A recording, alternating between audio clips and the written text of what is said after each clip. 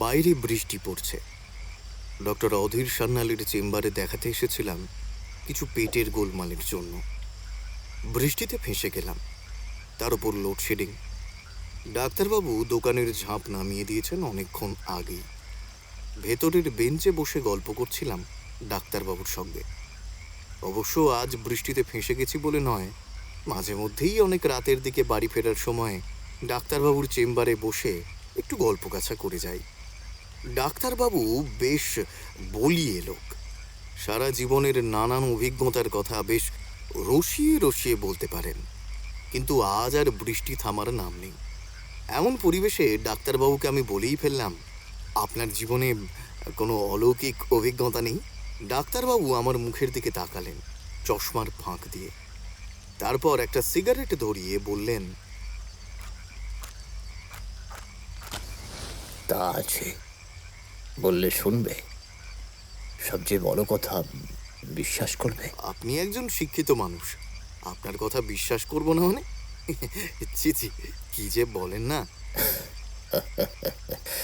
বেশ, আমি বলবো, কিন্তু বিশ্বাস অবিশ্বাস সম্পূর্ণ তোমার কাছে। আমার এই 58 বছরের জীবনে আমি এদেশের এতগুলো জায়গায় ঘুরে বেরিয়েছি, থেকেছি, কিন্তু এরকম অবিশ্বাস্য লোমহর্ষকার গা ঘিনঘিনে ঘটনা কোনোদিনও আমার সাথে দ্বিতীয়বার ঘটেনি। এই ঘটনা আমার বিজ্ঞান মনস্ক মনের সমস্ত ধ্যান ধারণাকে নাড়িয়ে দিয়েছিল। একটা দীর্ঘ সময় ধরে এই ঘটনার প্রভাব ছিল আমার সমগ্র মন জুড়ে, ঝেড়ে ফেলতে পারিনি বহুদিন। যাই হোক, শোনো তাহলে প্রথম থেকে। আমি তখন মুরালিহিতে। ঝাড়খণ্ড বলে তখন কোনো রাজ্য ছিল না, সবটাই বিহার। যখনকার কথা বলছি তখন ইস্ট সেন্ট্রাল রেলওয়ে জোনের রুটগুলো দিয়ে এত ঘন ঘন ট্রেন যেত না।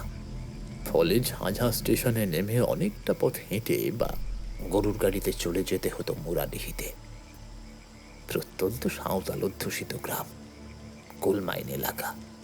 সর্বক্ষণ বড় বড় মেশিনের ঘটাং ঘটাং শব্দ এবং মাটি কাটার শব্দ হতো। বিভৎস গরম, বাতাসে কালো কয়লার কুঁড়ো উঠত। সাদা রুমাল দিয়ে মুখ মুছলে কালো হয়ে যেত সে রুমাল। ক্যালকাটার হোমিওপ্যাথি কলেজ থেকে BHMS পাশ করার পর কলকাতায় প্র্যাকটিস করলাম, প্রায় 7 বছর হবে। কলকাতায় থাকাকালীন প্রায় খবরের কাগজে পড়তাম বিহারের প্রত্যন্ত গ্রামগঞ্জগুলো রোগ ব্যাধিতে দুর্ভোগের কথা। বিশেষ করে কয়লা খনি এলাকাগুলোতে ভালো একটা হসপিটাল নেই, গ্রামে ভালো ডাক্তারও নেই। বেশিরভাগই হাকিম বা ওঝার সাহায্য নিয়ে রোগ ব্যাধি উপশম করে থাকা দেহাতি মানুষের দল। আর এই সুযোগে নিজের প্রসার বাড়িয়ে চলেছে সেই সব হাকিম ওঝা পত্নীরা। বেশিরভাগ ক্ষেত্রেই ওদের শিকার হতো গ্রামের মহিলা এবং শিশুরা। ফলস্বরূপ ঠিক মতো চিকিৎসা না পেয়ে মৃত্যুর কোলে ঢলে পড়ত সেসব অল্প শিক্ষিত মানুষগুলো। বিহারে কোনোদিনও পড়াশোনা বা মেধার তেমন কদর ছিল না, এখনো নেই।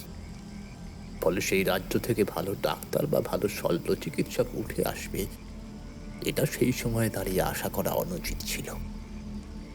কলকাতায় আমাদের অর্থাৎ সমস্ত হোমিওপ্যাথি ডাক্তারদের একটা গ্রুপ ছিল। এই ব্যাপারটা আমাদের সার্কেলে বহুদিন ধরে আলোচনা চলল। বিষয়টা আমাদের ভাবিয়ে তুলেছিল। শেষমেশ ঠিক হলো, সকলের মধ্যে থাকা আমরা হাতে গোনা কয়েকজন ব্যাচেলার ডাক্তার এবার পাড়ি দেব সেই গ্রামগঞ্জগুলোতে যেখানে ভালো ডাক্তারখানা বা সরকারি হসপিটাল গড়ে ওঠেনি। অনেক ডাক্তারই হয়েছে কলকাতায়, তো যেমন ভাবা তেমন কাজ। কলকাতায় পশার কুটিয়ে আমরা হপ্তা দুয়েকের মধ্যে ছড়িয়ে পড়লাম বিহারের প্রত্যন্ত কোল মাইন এলাকার গ্রামগঞ্জগুলোতে। না না, ক্যাম্পেন ট্যাম্পেন নয়, প্রাথমিক কিছু সমস্যার সমাধানের চেষ্টা। কতদিন থাকবো সেটাও জানতাম না তখন। যাই হোক, আমি এসে জুটলাম মুরালিহিতে। তখনও পুরোপুরি শিল্প শহর হয়ে ওঠেনি এই মুরালিহি। আদ্যপ্রান্ত সাঁওতাল গ্রাম। গ্রামের প্রায় সব ঘরে জোয়ান মরদ থেকে শুরু করে বুড়োরাও কয়লা খনির কাজেই নিযুক্ত। দূরে দূরে বেশিরভাগই কাঁচা বাড়ি। দিগন্ত বিস্তৃত জঙ্গল আর মাইলের পর মাইল জুড়ে শুয়ে থাকা কয়লা খনি নিয়ে সে এক বিরাট সরভূমি। একটা প্রাইমারি স্কুল অব্দি ছিল না গ্রামটায়। গাছতলায় একটা পাঠশালা বসত। এহেন দেহাতে থাকতে আমার প্রথম প্রথম বেশ বেশ কষ্ট হচ্ছিল, বুঝলে। আমার বাবা নীলরতন সরকারের বড় সার্জন ছিলেন। আমাদের বংশ পরম্পরায় মোটামুটি সকলেই ডাক্তার। সুতরাং আমাদের অর্থনৈতিক অবস্থা বেশ সচ্ছল ছিল। যথেষ্ট উচ্চবিত্ত পরিবারের সন্তান আমি। আরাম-আয়েশের মধ্যে দিয়ে অতিবাহিত হয়েছিল জীবনের বেশিরভাগ সময়। কিন্তু বাবা শিখিয়েছিলেন যে সেবা শুশ্রূষার থেকে অন্য কিছু বড় ধর্ম ডাক্তারের হতে পারে না। যে কোনো পরিস্থিতিতে, যে কোনো পরিবেশে। সেই কথা মাথায় রেখেই মানিয়ে নিয়েছিলাম মুরালিহিতে। গ্রামের একেবারে শেষ মাথায় একটা অবস্থাপন্ন বুড়ো সাঁওতালের বাড়ির একটা ছোট অংশ ভাড়া নিয়ে খুলেছিলাম আমার চেম্বার। সেখানেই থাকতাম। আমার অনুমানই সত্যি হলো, বুঝলে। মুরাডিহি গ্রামের মানুষজন সত্যিই ওই চিটিংবাজ ওঝা হাকিমদের কাছে না গিয়ে এসেছিল ডাক্তারের কাছে। অবাক হয়ে দেখতাম সামান্য সর্দি জ্বরের জন্য ওই সোজা সরল মানুষগুলো কিভাবে হাকিম বুদ্ধির কাছে গিয়ে নিজেদের কষ্ট করে জমানো পয়সা ঢেলে দিত। সেখানে বিনা পয়সায় চিকিৎসা পেয়ে আমার চেম্বারের বাইরে একেবারে মাছের বাজার বসে যেত দিনের অধিকাংশ সময়। কোনোদিন অধৈর্য হয়নি। সকাল থেকে বেলা, বেলা গড়িয়ে বিকেল, আবার বিকেল থেকে কোনো কোনো দিনও গভীর রাত অবধি পেশেন্ট দেখেছি। মানুষগুলো বড় ভালো ছিল, জানো। এমন হয়েছে, ধরো আমার দেওয়া ওষুধ খেয়ে কারো ছেলে বা বউয়ের দীর্ঘদিনের অসুখ সেরে গেছে। পরের দিন সে চেম্বারে হাজির হয়ে এক বাটি মাংস কিংবা অন্য কোনো তরকারি দিয়ে গেছে।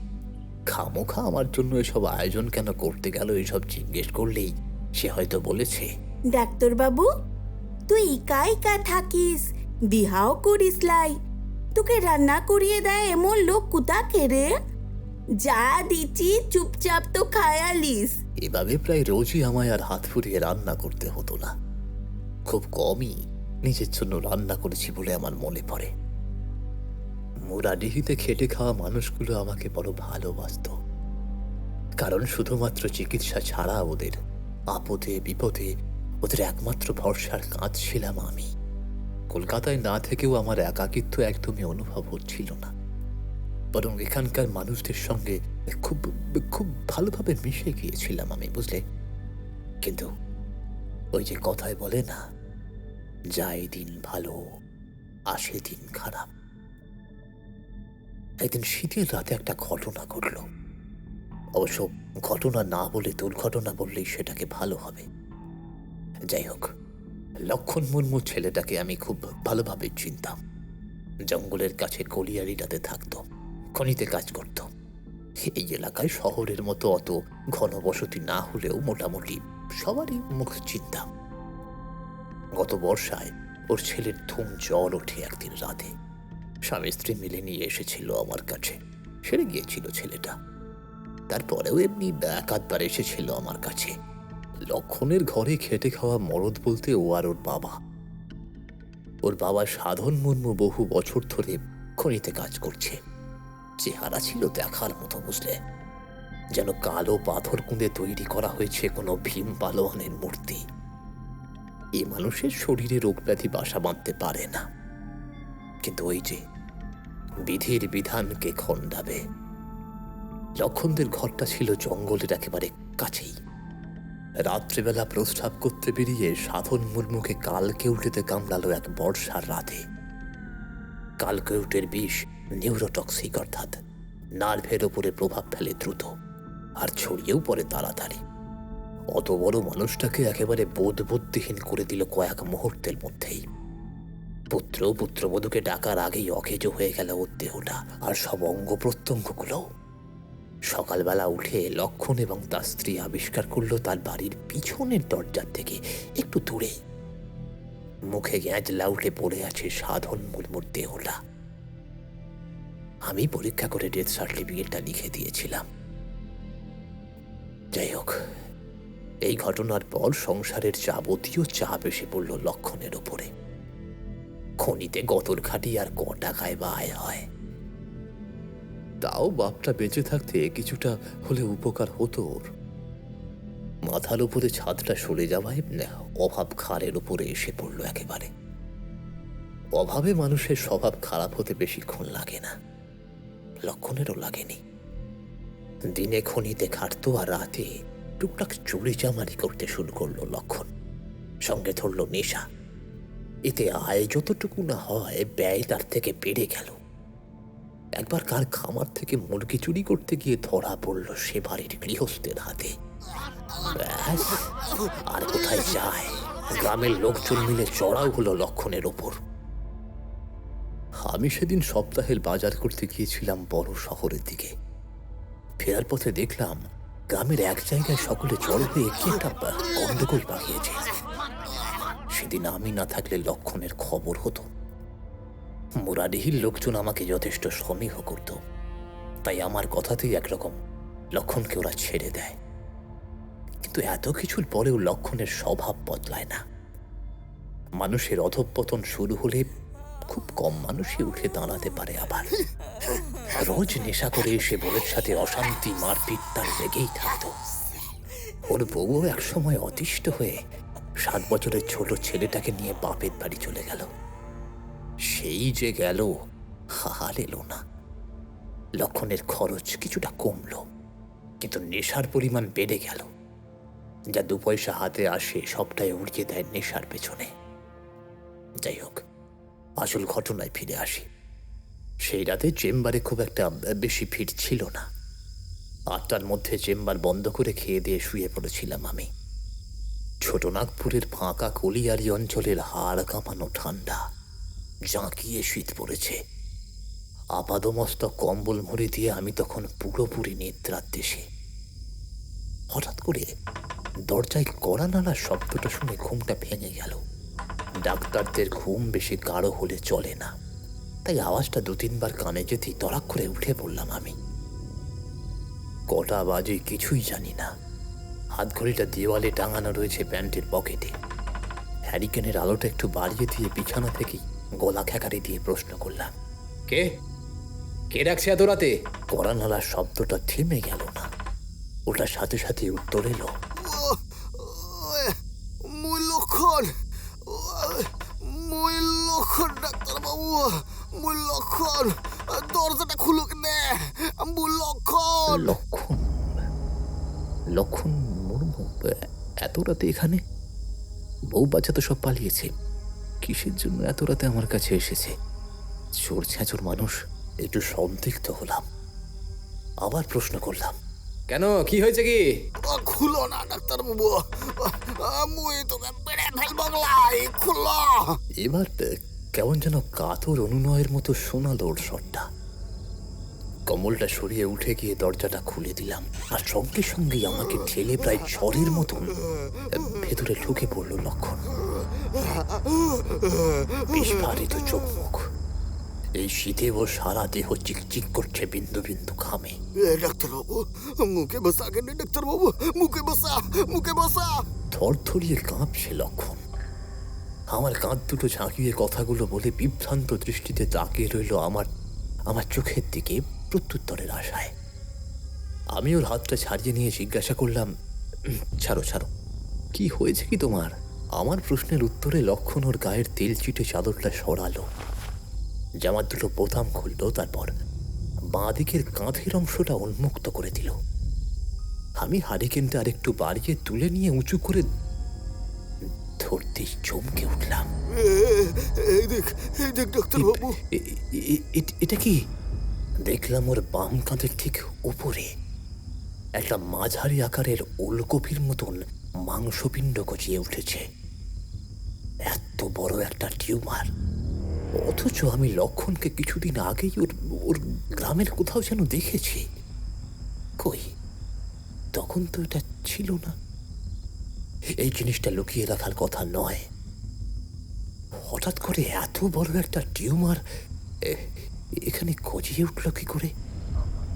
লণ্ঠনটা আরো একটু ওপরে ধরে জিনিসটা ভালো করে দেখতেই আমি আরো একবার চমকে উঠলাম।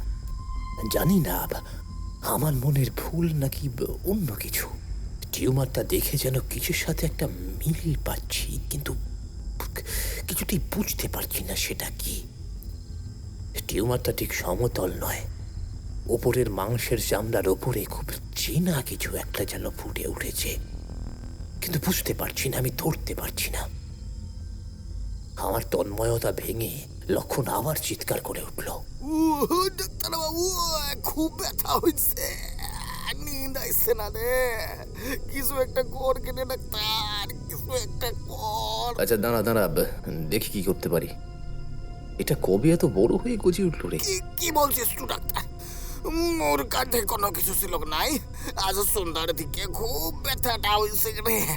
মোর ঘরকে তো আয়না নাই, তাই তো দেখতে পারি নাই, ঘুমাই পড়ছিলাম। হঠাৎ করিয়ে মনে ব্যথা হইলো, সে আবার পুরো মাথায় খুন উঠে গেল, দাঁত কপাটি লেগে গেল। তারপর কি হাত দিয়ে দেখি এরকম হয়ে গেছে। আর পারছি না রে ডাক্তার, কিছু একটা কর তুই, কিছু একটা কর। যন্ত্রণার অভিব্যক্তিতে মুখটা বিকৃত হয়ে যাচ্ছে লক্ষণের। আমার বুদ্ধি ভোঁতা হয়ে গিয়েছে। এটা ভেবে যে এত বড় একটা টিউমার হঠাৎ করে রাতারাতি গজিয়ে ওঠার কারণটা কি হতে পারে। মাথা ঠান্ডা করে ভাবলাম কোনো বিষক্রিয়া নয় তো, কিন্তু তাহলে তো এত উঁচুতে টিউমারটা ঠেলে বেরিয়ে আসার কথা নয়।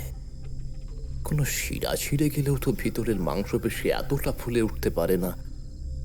লক্ষণের শিশুদের মতো ছটফটানিতে আমার মাথা বেশিক্ষণ কাজ করতে পারল না। ওকে তাড়াতাড়ি একটা পুড়িয়া বানিয়ে দিলাম, যাতে অন্তত রাতটার জন্য কিছুটা ব্যথাটা কমে, আর একটা মলম লাগিয়ে দিলাম। বললাম, যা এখন বাড়ি যা, ব্যথাটা কমে যাবে কিছুটা, আর কাল সকাল সকাল একবার আসবি, একটু ভালো করে দেখতে হবে, তারপরে সদর হাসপাতালে চলে যাবি, বুঝতে পেরেছিস? আমার কাছে মনে হয় না এই জিনিসের চিকিৎসা হবে। লক্ষণ আমার কথাটা বুঝতে পারল কিনা জানি না, বাধ্য ছেলের মতো মাথা নেড়ে চলে গেল। দরজা বন্ধ করে দেওয়ার সময় ওর চোখে আমি স্পষ্ট দেখতে পেয়েছিলাম এক অদ্ভুত ভয়, যেন আমার ভিতর অব্দি নাড়িয়ে দিয়ে গেল ওর ওই ভয়ার্থ চোখের দৃষ্টিটা। ডাক্তার, ও ডাক্তার, বাঁচব তো? আর হ্যাঁ, অত চিন্তা করিস না, হয়তো অপারেশন করলে ঠিক হয়ে যাবে। তবে আগে হাসপাতালে যা, ডাক্তার কি বলে সেটা দেখ, তারপরে না হয় অবস্থা বুঝে ব্যবস্থা নেওয়া যাবে। আর এখন যা, ওষুধটা খেয়ে ঘুমো। পরদিন সকালে ঘুম থেকে উঠে আমি লক্ষণের কথা একেবারে বেমালুম ভুলে গেলাম। তার যথাযথ কারণ আছে। সেদিন আমাকে বড় শহরে যেতে হয়েছিল কিছু মেডিসিন রিলিফ করার জন্য। সারা বেলাটা গেল। বিকেলে যখন বিধ্বস্ত হয়ে ঘরে ফিরলাম তখন প্রায় 6:30-7টা বাজে।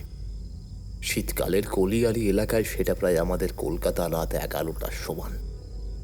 হাত মুখ ধুয়ে খেয়ে দিয়ে লেপের তলায় ঢুকতেই মনে পড়ে গেল লক্ষণ মুর্মুর কথাটা। আরে তাই তো, বিচারাকে আজ সকাল সকাল আসতে বলেছিলাম, হয়তো সে ঘুরে গেছে। আমার তো মনেই ছিল না একদম। ওর ঘাড়ে ওই একটা মস্ত বড় টিউমার হয়েছে, অপারেশন না করলেই নয়। দেখি কি হয়। শুয়ে শুয়ে ভাবতে লাগলাম যে হঠাৎ করে কারোর কাঁধে কি করে একটা অত বড় আব গুজিয়ে উঠতে পারে। এসব ভাবনা চিন্তার মধ্যে ডুবে গিয়ে কখন যে ঘুম চলে এসেছে আমার ঠিক মনে ছিল না। কিন্তু আবার আগের দিনের মতো ঘুমটা ভাঙল কড়া নাড়ার শব্দে। আজ আমি ভীষণ ক্লান্ত ছিলাম, তাই হয়তো আগন্তুকের কয়েকবার কড়া নাড়ার পরে আমি চোখ মেলে তাকালাম। ভালো করে ব্যাপারটা বুঝে উঠতে আমি তলমর করে উঠে বসলাম বিছানায়। আজ শুধু কড়া নাড়া নয়, তার সাথে স্পষ্ট শুনতে পাচ্ছি লক্ষণ মুর্মুর হাঁক ডাক।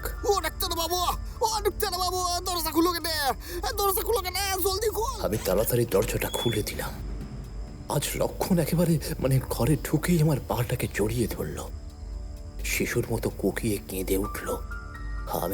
আমি একবারে হকচকিয়ে গেলাম। ওই ডাক্তার বাবু, আর পারছি লাইনে বসা, মুখে বসা, মরে যাচ্ছি ডাক্তার বাবু, মরে যাচ্ছি। অনেক কষ্ট করে ওকে তুলে দাঁড় করালাম। চোখ মুখের অবস্থা আগের দিনের থেকেও খারাপ হয়েছে। চোখ দুটোতে যন্ত্রণার ছাপ স্পষ্ট। তবে কি তবে কি ওষুধটা কোনো কাজ দিল না? ওকে ধরে আমার বিছানার উপরে বসিয়ে দিলাম। তারপর ওর মুখের দিকে জিজ্ঞাসু দৃষ্টিতে তাকিয়ে রইলাম খানিকক্ষণ। একটু ধাতস্থ হওয়ার পরে ও বলল, ও ডাক্তার, তুই এটাকে আব বলছিস তো? এটা কোনো আব নাই রে, এটা অন্য কিছুটা আছে। আব নয়, অন্য কিছু। মানে? আরে ডাক্তার, কাল তুই খান থেকে যাওয়ার পরটা থেকে সারাটো রাত মুই একটু ঘুমুইতে পারি নাই রে। মনে হচ্ছে কি যেন এইটার মধ্যে নড়াচড়া করতেছে। আরে ডাক্তার, তোকে বললে বিশ্বাস করবি লাই? ওই আজকে সারাটা দিয়ে নিয়ে আবডা, হ্যাঁ এই আবডাই মোর সাথে কথা বলেছে ডাক্তার, কথা বলেছে এই আবডা। কি সব পাগলের মতো বকছো তুমি? আবার নেশা টেশা শুরু করেছো নাকি? কই দেখি কি হয়েছে, জামাটা খোলো। হারিকেনটা বাড়িয়ে আমি তুলে ধরলাম।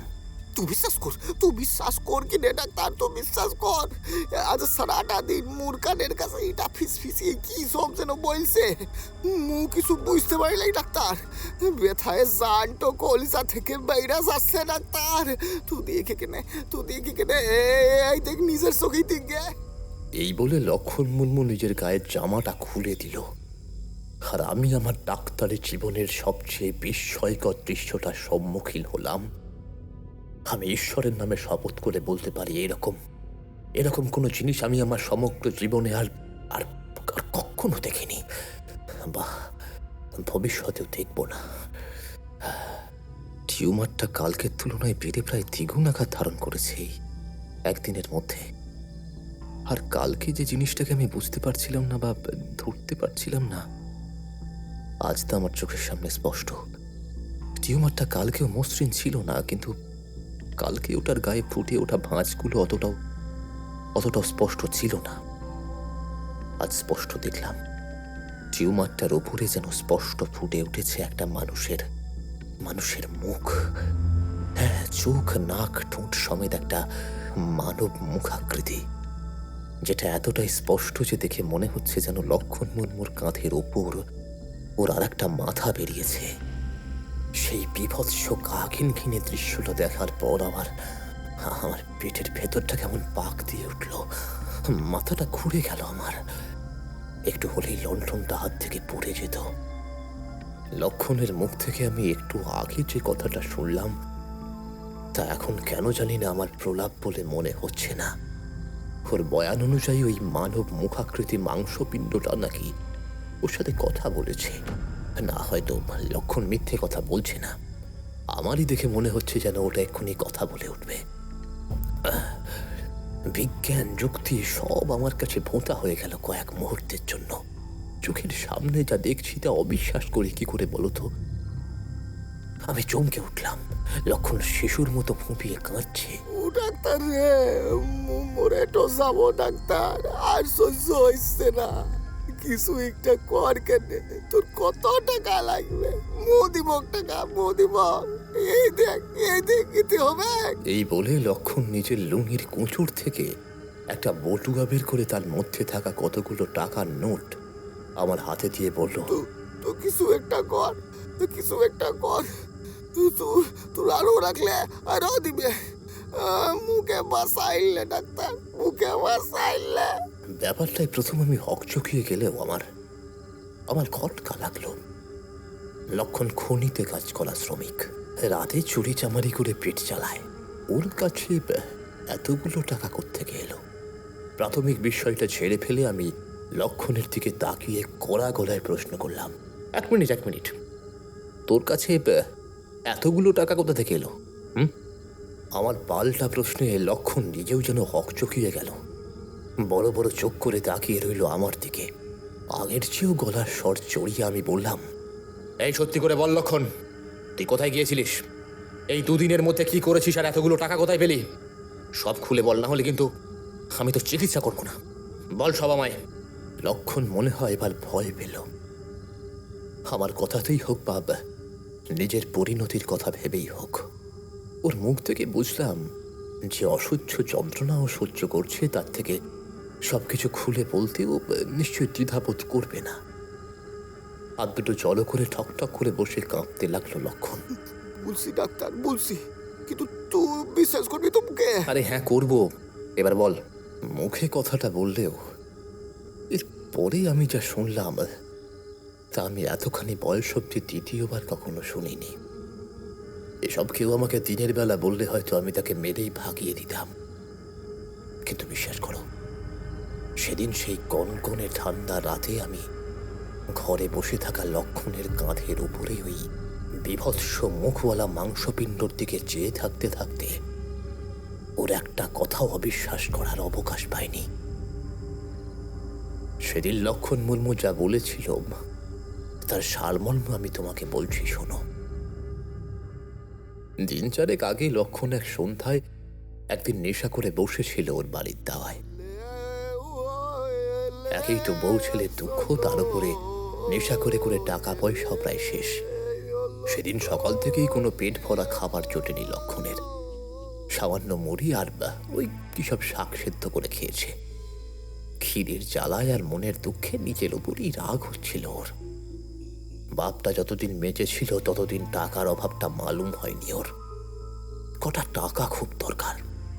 নেশা করতে করতে অনেক ধার বাকি করে ফেলেছে, সেগুলো শোধ দিতে না পারলে বাড়ি এসে পুঁতে রেখে দিয়ে যাবে।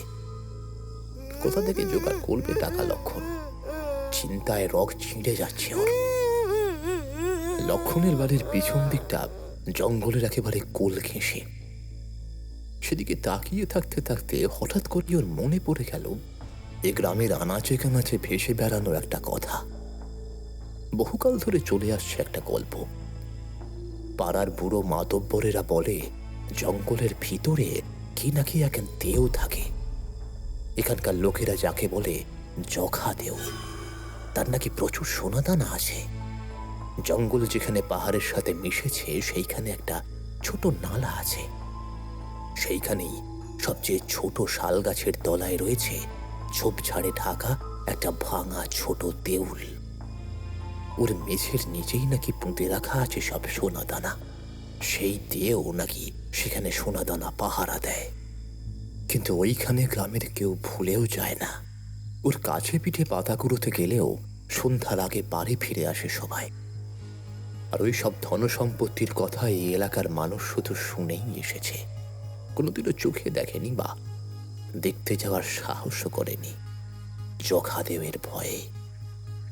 এইসব ভাবতে ভাবতে লক্ষণের মাথায় হঠাৎ করে একটা কুবুদ্ধি খেলে যায়। সে ভাবে এভাবে না খেয়ে মরার চেয়ে দেবের হাতে মরা অনেক ভালো। তার চেয়ে বরং একটা চেষ্টা করেই দেখা যাক না, যদি কিছু পাওয়া যায়। অভাবে পড়লে মানুষ বাঘের মুখ থেকেও দাঁত ভেঙে নিয়ে আসতে পারে। লক্ষণও তাই করেছিল। আর তার উপরে নেশাটা ভালোভাবে চড়ে থাকায় হিতাহিত জ্ঞান করেনি আর। সেই রাতেই একখানা কুপি আর শাবল নিয়ে রওনা দিয়েছিল জঙ্গলের পথে। বুঝলে, পেটের জ্বালা হলো সবচেয়ে বড় জ্বালা। এই পেটের জ্বালাই ওকে এত সাহসী করে তুলেছিল। দিনের আলোতে এসব করতে গেলে গ্রামের লোক ওকে আর আস্ত রাখবে না, তাই চুপে চুপে কাজ সারতে চেয়েছিল লক্ষণ। দেখাই যাক না, সত্যিই যদি কিছু থেকে থাকে। শীতকালে সাপখোপের ভয় তেমন নেই, তাই জঙ্গলের পথে চলতে খুব একটা অসুবিধে হচ্ছিল না। কুপিটা জ্বালিয়ে পথ চলতে চলতে লক্ষণ ঠিক এসে থামলো নালাটার কাছে। একটু দূরেই উল্টোনো বাটির মতো একটা টিলা উঠে গেছে। সেখানেই সব উঁচু উঁচু শাল গাছের মাঝখানে রয়েছে একটা নিচু শাল গাছ, আর তার তলায় ঝোপে ঝাড়ে ঢাকা রয়েছে ভাঙাচোরা দেউলটা। জায়গাটা দূর থেকে দেখেই কেমন যেন গাটা শিউরে ওঠে। কিন্তু লক্ষণের নেশায় টকটকে লাল হয়ে ওঠা চোখ দুটোতে ভয় ভীতির লেশ মাত্র তখন নেই। কুপিটা বাগিয়ে ধরে ঝোপে ঝাড়ে ঢাকা দেউলটার মধ্যে ঢুকে পড়ে লক্ষণ। দেউলটার মেঝে বলতে প্রায় কিছুই নেই, হয়তো এককালে ছিল, পৃথিবী গিলে নিয়েছে তাকে, তাই এখন শুধু ঝুরঝুরে স্যাঁতস্যাঁতে মাটি। পায়ের তলায় কি যেন একটা সরসর করে চলে যায়, কিন্তু সেসব দিকে আমল না দিয়ে লক্ষণ কুপিটা জ্বালিয়ে মাটিতে রেখে নিজের কাজটা শুরু করে দেয়। শাবল দিয়ে মাটি কোপাতে শুরু করলো লক্ষণ। খনিতে কাজ করে, রোজ মাটি কাটার অভ্যাস আছে ওর, তাই প্রায় কোমর অবধি গর্ত করে ফেলতে ওর খুব একটা বেশি সময় লাগলো না। কি এক পাশবিক শক্তি যেন ওকে পেয়ে বসেছে। এক মুহূর্ত না থেমে দাঁতাল বুনো শুয়োরের মতো মাটি উপরে তুলছে লক্ষণ। অনেকক্ষণ ধরে খুঁড়েও যখন কিছু পেল না, তখন তার শরীর এবং মনে ক্লান্তি নেমে এলো। শাবলটা সবে হাত থেকে ফেলে দিতে যাবে, তখনই শেষ কোপটা মারার সময় হঠাৎ করেই একটা হালকা কিছুতে ধাক্কা খেয়ে একটা ভোঁতা আওয়াজ করে উঠল। আবারও শাবল দিয়ে জায়গাটা আঘাত করলো লক্ষণ। এবারে মাটি একেবারে হুড়মুড়িয়ে ভেঙে পড়ে কিছুটা জায়গা ফাঁকা হয়ে গেল। গর্তের মধ্যে তৈরি হলো আর একটা গর্ত, পুরো কাঠের পাটাতন। না জানি কত শত যুগ ধরে মাটির নিচে থেকে থেকে ওই প্রকার অত্যাচারে একেবারে ছুড়ছুড়ে হয়ে গেছে।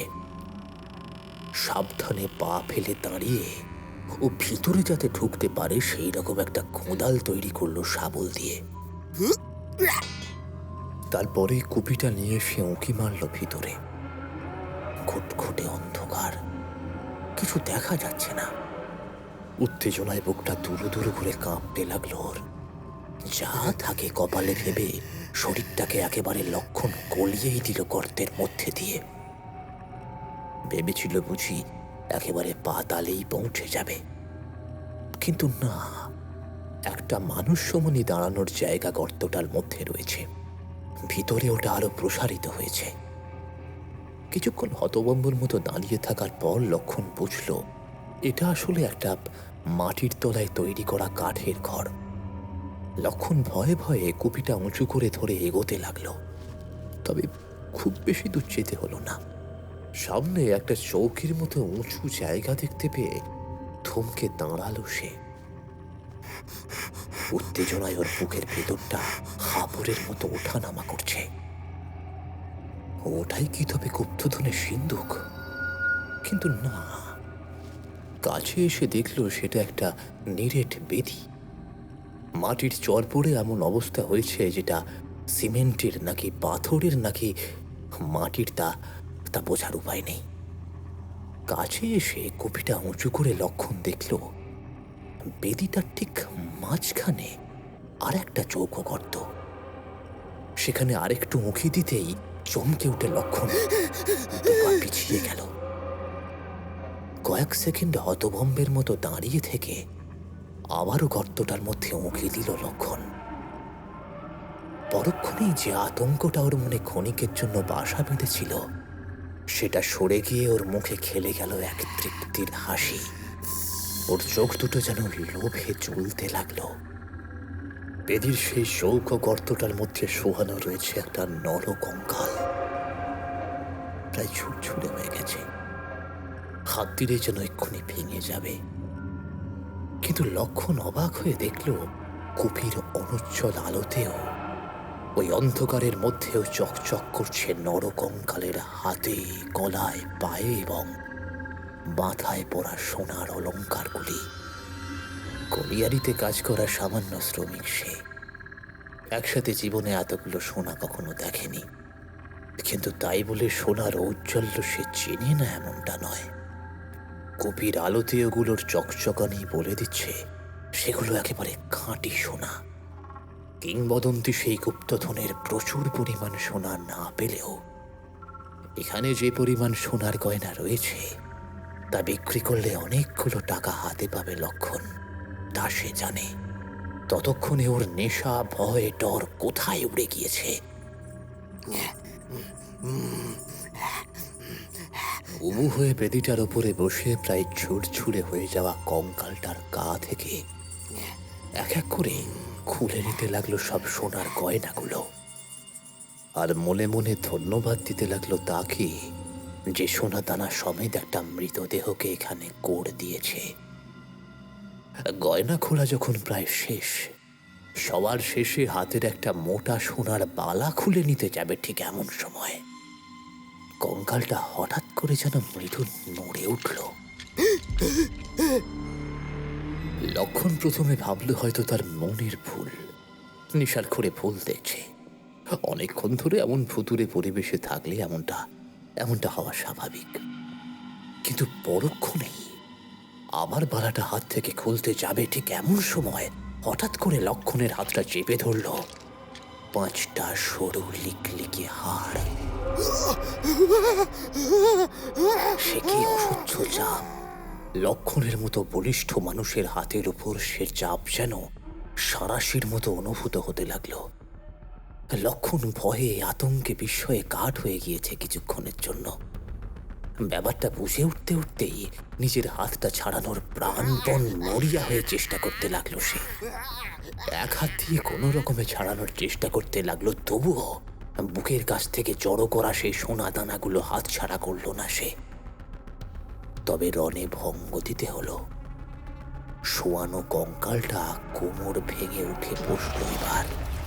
তার অক্ষিগোলকহীন চোখের কোটরের মধ্যে যেন ধক ধক করে জ্বলছে নরকের আগুন। লক্ষণ অবাক হয়ে দেখল কঙ্কালের গায়ে তাল তাল অন্ধকার মাংসপিণ্ডের মতো কিসব জোড়া লাগছে। একটা কিম্ভূত কিমাকার বিকট অবয়ব তৈরি হচ্ছে কঙ্কালটার উপর। এমন বিভৎস মূর্তি দুঃস্বপ্নেও কখনো দেখেনি লক্ষণ। সেই বিকট দেখতে জিনিসটা তখন লক্ষণের হাতটা চেপে ধরে আছে। লক্ষণের বুক রক্তিম হয়ে গেল সেই দৃশ্য দেখে। যা থাকে কপালে এই ভেবে বাকি গয়নাগুলো ছেড়ে দিয়ে বাম হাত দিয়ে ওই মূর্তিমান বিভীষিকার চেপে ধরা হাতটা একটানে ছাড়িয়ে নিল লক্ষণ। তারপরে বালাটা খুলে নিয়ে পিছনে ঘুরতেই হঠাৎ করে একটা হাত সজোরে ছুঁয়ে দিয়ে গেল ওর কাঁধের অংশটা। সেই সজল অন্ধকার দিয়ে তৈরি নরকের চিপটা উঠে এসে তাকে ধরার চেষ্টা করলেও মুহূর্তের ভগ্নাংশের জন্য বেঁচে গেল লক্ষণ। আর শিকার হাত থেকে বেরিয়ে যাওয়ার আক্ষেপে পাতাল কক্ষ কাঁপিয়ে এক হাড়হীন করা হুঙ্কার দিল সেই মূর্তিটা। লক্ষণের বুকের পাঁজরগুলো যেন কেঁপে উঠল, আর সেখানে দাঁড়ালো না সে। তবে ওই জিনিসটার হাতে যে ধারালো নখ ছিল সেটা লক্ষণ খেয়াল করেনি। কিন্তু বাঘের মতো থাবার মতো আঁচড় বসে গেল ওর চামড়ায়, কাঁধের ঠিক ওপরটায়।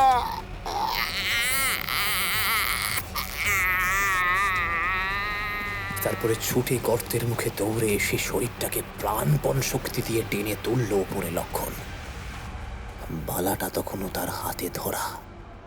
তারপরে শাবল কুপি সব ফেলে রেখে প্রাণপণে জঙ্গলের মধ্যে দিয়ে দৌড়তে লাগলো। থামলো একেবারে বাড়ির উঠোনে এসে।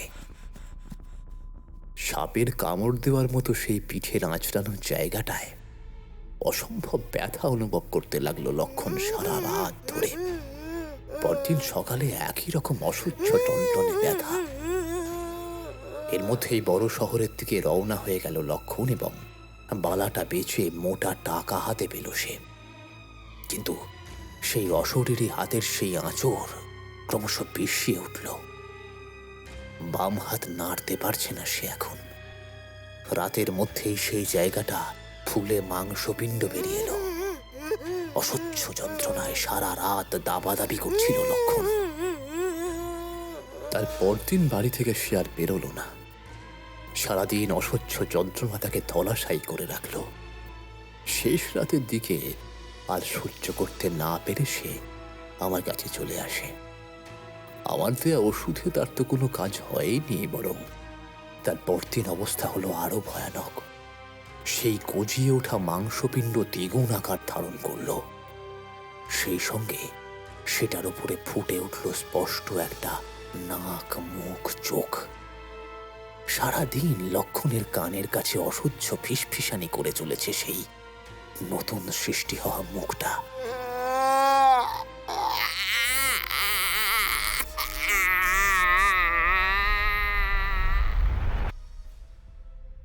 পুরো ঘটনাটা লক্ষণের মুখ থেকে শোনার পর প্রায় 2-3 মিনিট আমি স্তব্ধ হয়ে দাঁড়িয়েছিলাম। আমার মাথা সত্যি কাজ করছিল না। আমি বুঝতে পারছিলাম না আমার কি করা উচিত বা আমার কি বলা উচিত। আমি যা শুনলাম তা কি সত্যি সম্ভব? নাকি কোনো অতিপ্রাকৃতিক সিনেমার স্ক্রিপ্ট বলে যাচ্ছে লক্ষণ।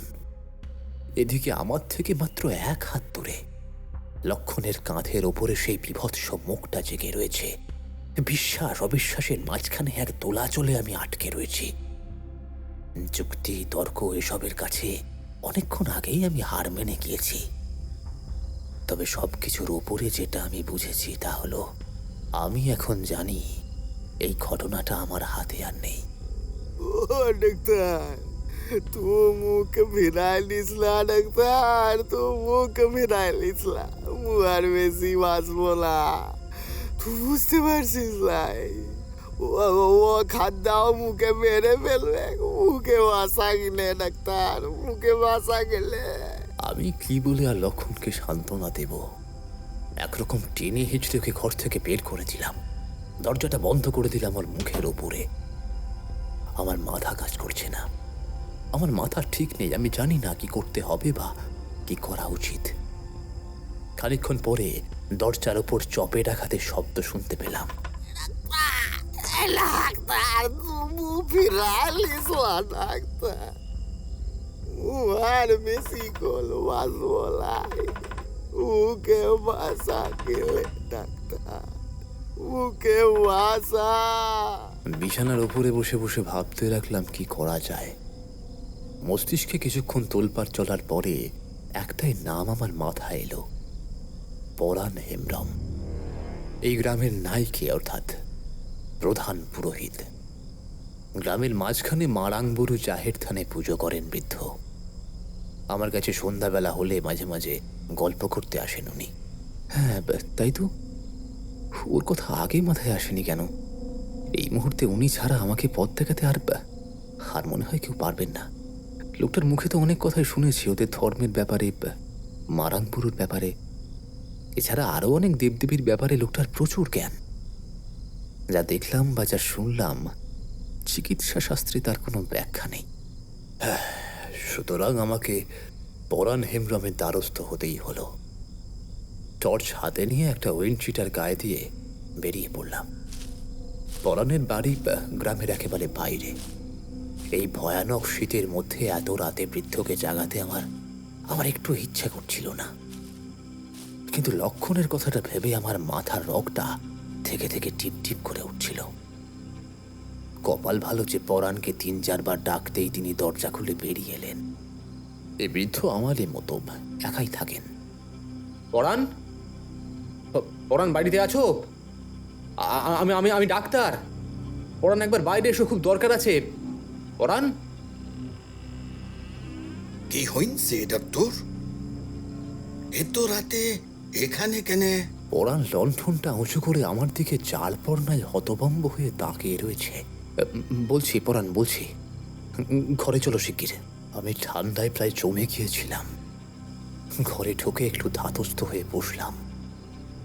পরাণ আমার দিকে আশ্চর্য হয়ে জিজ্ঞাসু দৃষ্টিতে তাকিয়ে রয়েছে তখনও।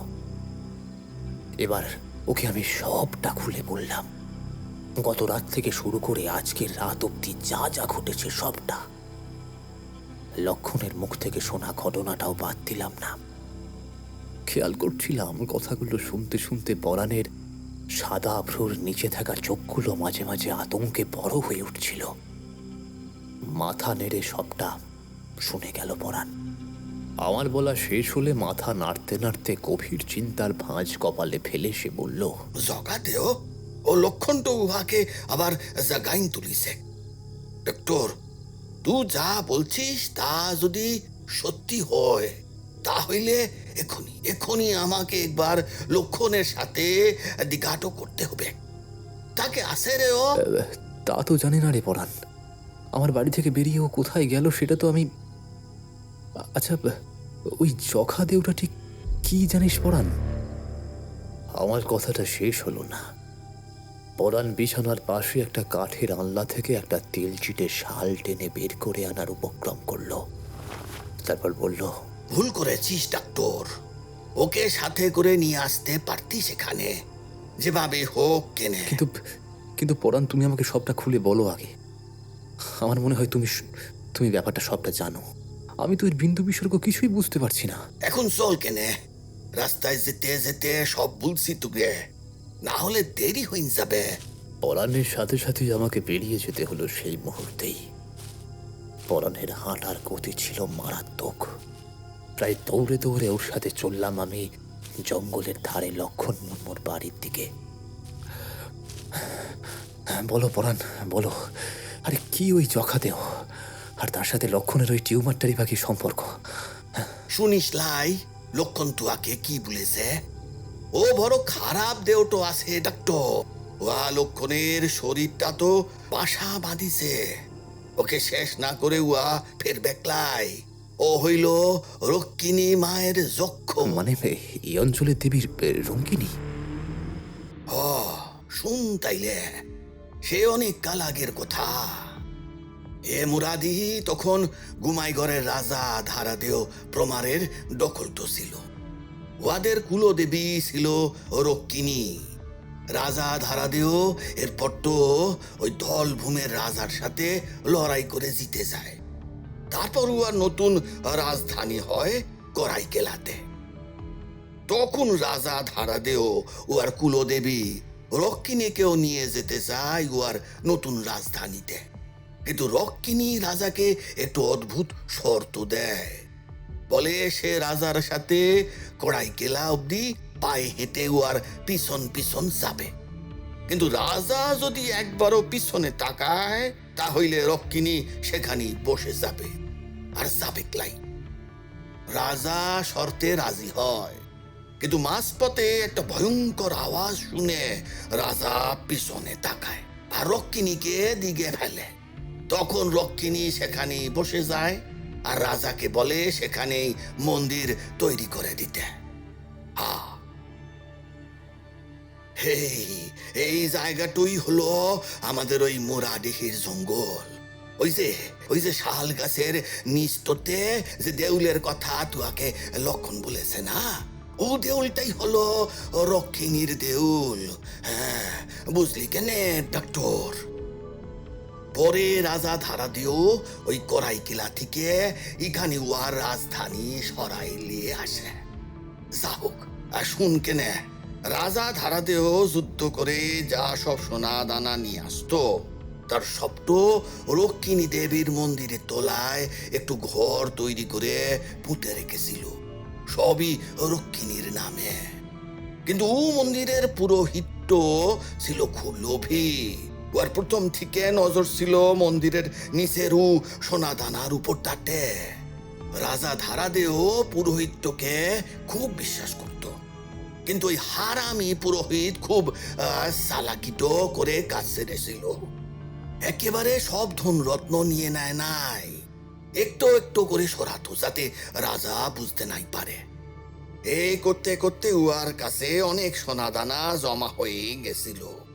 সেই সময় একদিন রক্ষিণী ও পুরোহিতকে স্বপ্নে দেখা দিয়ে বলল উয়া যেন সব সোনা দানা আবার যেখান থেকে নিয়েছে সেখানে রেখে দেয়, না হলে রক্ষিণী উয়াকে ভয়ঙ্কর অভিশাপ দিবেক, উয়ার বংশ ছারখার করে দিবেক। কিন্তু পুরোহিতর লোভ এত বেশি ছিল যে ও দেবীর কোথাও শুনল না। যা নিয়েছিল তা কিছু ফেরত দিল না, আগের মতোই চুরি করত। এসবের মধ্যে একবার মুড়িডিহি সমেত অনেকগুলি গ্রামে লাগলো মোরগ।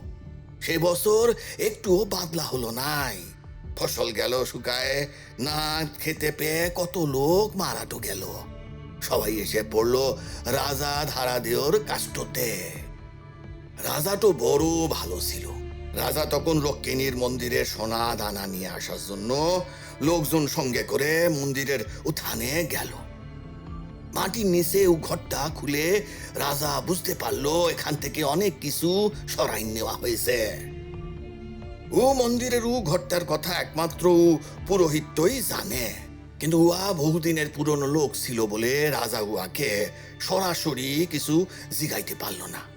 কিন্তু সেদিন রাতে রক্ষিণী দেবী রাজাকে স্বপ্নে দেখা দিয়ে ও পুরোহিতের কুকর্মের কথা সব বলে দিল। পরের দিন রাজা উহার সাথে দেখা করে উহাকে ভালোভাবে বলল সব সোনা দানা ফেরত দিতে। পুরোহিত তো খুব চালাক ছিল। উয়া বলল উমা সোনা দানা অন্য জায়গায় সরাই নিয়ে গেছে, উয়ার আনতে একটু দিন সময় লাগবে।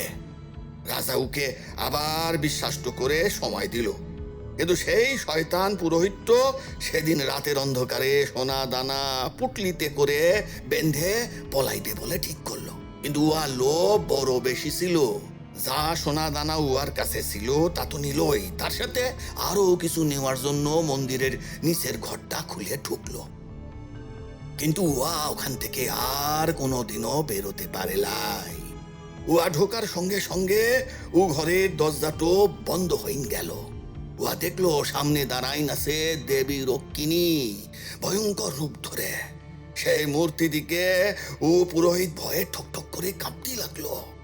রঙ্কিনী সেই রাতে উহাকে অভিশাপ দিল। লোভে পাপ, পাপে মৃত্যু। তোর পাপের ঘড়া পূর্ণ হয়েছে রে।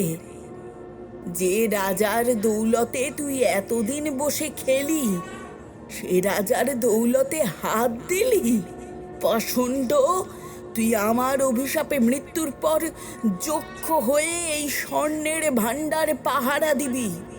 কেবল রাজা এবং রাজার বংশধররাই যদি সৎ হয় তবেই এই গহনা ব্যবহার করতে পারবে। রঙ্কিনী এই বলে বাতাসে মিলাইন যাওয়ার পর অন্ধকারে কোথা থেকে একটু বিষধর সাপ এসে উহাকে সবল মারে। তারপর উহা ওখানে মরে পড়ে থাকে। সেদিন রাতে রক্ষিণী রাজাকেও স্বপ্নে এসে সব খুলে বলে, আর কোথাও বলে দেয় যে রাজা ছাড়া কেউ যেন কখনো ওই সোনা দানার ভান্ডারটোতে হাত না দেয়। তারপর অনেক কাল হইন গেছে, সে রাজা ধারাদেওর বংশধররাও এখনো আর থাকে লাই। তারা কোথায় চলে গেছে সে মারাঙ্গুরি জানে, কিন্তু রক্ষিণীর মন্দির তো রয়ে গেছে। উহার ভেতরটোতে রক্ষিণী দেবীর কোনো মূর্তি নাই বটে, কিন্তু সে যখা দেহ আর সেই সোনাদানা এখনো রয়ে গেছে ও মন্দিরের পাতাল ঘরটোতে। লক্ষণ ও সোনা দানা চোখে দেখার আগেই ও যক্ত উহাকে মেরে ফেলতো।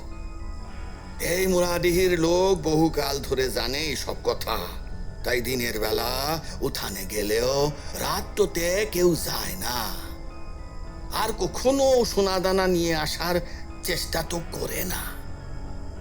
লক্ষণের সাথে ওয়াটই হইছে রে ডাক্তার। লোভে পড়ে শিলাটা ওখানে গেল, ওর সাথে এবার কি হবে কে জানে। আমি কেবল হাঁ করে শুনে গেলাম পুরাণের কথাগুলো। পা দুটোই শুধু চলছে, শরীর মন যেন পাথরের মতো স্তব্ধ হয়ে গেছে। এও কি সম্ভব?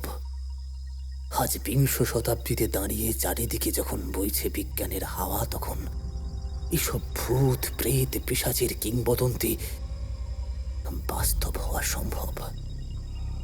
কে জানে। একজন চিকিৎসক হয়ে আমি এসব মেনে নিয়েছি। কি করে অস্বীকারও বা করি কি করে? যা দেখলাম বা যা শুনলাম তা আমার বুদ্ধির বাইরে, আমার বিদ্যের বাইরে। কথা বলতে বলতে আমরা এসে পৌঁছলাম লক্ষণ মুর্মুর ঘরের কাছে। শীতের রাত বরফের চাঁয়ের মতো থম মেরে দাঁড়িয়ে আছে।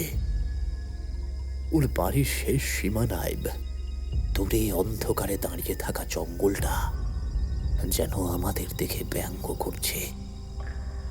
পরাণ গিয়ে দরজার উপরে একেবারে ঝাঁপিয়ে পড়ল। একবার, দুবার, তিনবার বেড়ার দরজার উপর চাপড়ালো, তবুও ভিতরে কোনো শব্দ নেই। লক্ষণ, আরে এ লক্ষণ, বেরিয়ে আয়, বেরিয়ে আয় কেনে লক্ষণ।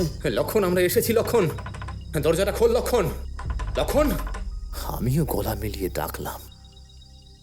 দুজনের অনেকক্ষণ ধরে ডাকাডাকির পরেও কোনো শব্দ নেই।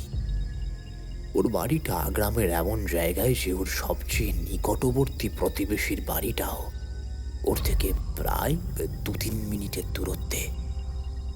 পরাণকে বেশ চিন্তিত দেখালো। সে আমায় বলল, ডাক্তার, দরজা তো ভাঙতে হইবে।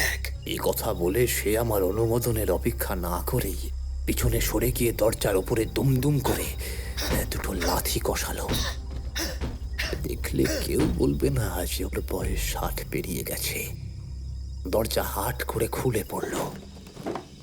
ভিতরের আধো অন্ধকার মাখানো ঘরটা আমাদের সামনে উন্মুক্ত হয়ে গেল। ঘরের মধ্যে ঢুকে এদিক ওদিক তাকালাম। ঘরে একটা কুপি জ্বলছে, কিন্তু কোথায় লক্ষণ? ঘরের মধ্যে একটা ফাঁকা চৌকি। আমার সেদিকেই প্রথম চোখ পড়েছিল। লক্ষণ, লক্ষণ! হঠাৎই কুনুমের কাছে পরানের একটা আচমকা হ্যাঁচকা টানে আমার মেঝের দিকে চোখ পড়ল। আর আমি যা দেখলাম তাতে ব্যাপারটা বুঝে ওঠার পরে বিস্ময়ে, আতঙ্কে, ঘৃণায় আমার চোয়ালটা ঝুলে গেল। মেঝের ওপরে উপুর হয়ে পড়ে রয়েছে লক্ষণ, আর তার থেকে কিছুটা দূরে কপিটা জ্বলছে টিম টিম করে। তার খুব অল্প আলোতেই দেখলাম দৃশ্যটা। দেখলাম লক্ষণ যন্ত্রণায় আর কাতরাচ্ছে না। তার স্থির বিস্ফারিত চোখ দুটো বলছে তার যন্ত্রণা চিরকালের মতো শেষ। ওর হাতে তখনও সোজা করে ধরা রয়েছে একটা ছুরি, যাতে রক্তে মাখামাখি। ওর নিথর দেহটার পাশেই পড়ে রয়েছে আমার দেখা সেই মাংসপিণ্ডটা। ওর কাঁধ থেকে আলাদা হয়ে গেছে সেটা, রক্তে মেঝে বানভাসী। লক্ষণের কাঁধের ওপরে একটা বিশাল বড় গর্ত, ওখান থেকে কেটে উপড়ে ফেলা হয়েছে সেই মাংসপিণ্ডটাকে। ঘরে খুবই টিমটিমে নিভু নিভু আলো, তবু স্পষ্ট দেখতে পেলাম মাংসপিণ্ডটার উপরে আঁকা চোখ ও মুখগুলো যেন আরো জীবন্ত হয়ে উঠেছে। জানি না পরাণ বুঝতে পারছে কিনা, কিন্তু আমি স্পষ্ট দেখতে পাচ্ছি ওটার ঠোঁটের কোণায় লেগে আছে একটা রহস্যময় গা শিউরে ওঠা বিদ্রুপের হাসি। আমার দিকে তাকিয়ে যেন সেটা ব্যঙ্গ করে হাসছে।